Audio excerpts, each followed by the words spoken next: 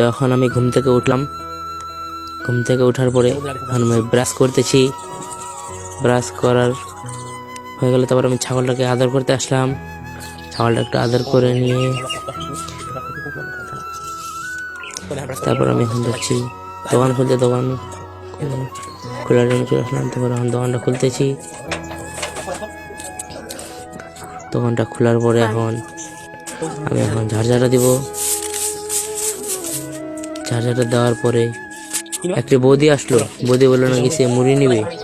মানে মুড়ি দিচ্ছি, দেখো এই মুড়িটা 30 টাকার মুড়ি নেবে। আধা কিলো মুড়ি মাপতেছি। মুড়ি মাপার পর এখন বিস্কিটগুলো আমি ঝুলে দিলাম। হচ্ছে বলে বিড়ি দেবে, বিড়ি দিলাম। বললো যে এও বিড়ি নেবে।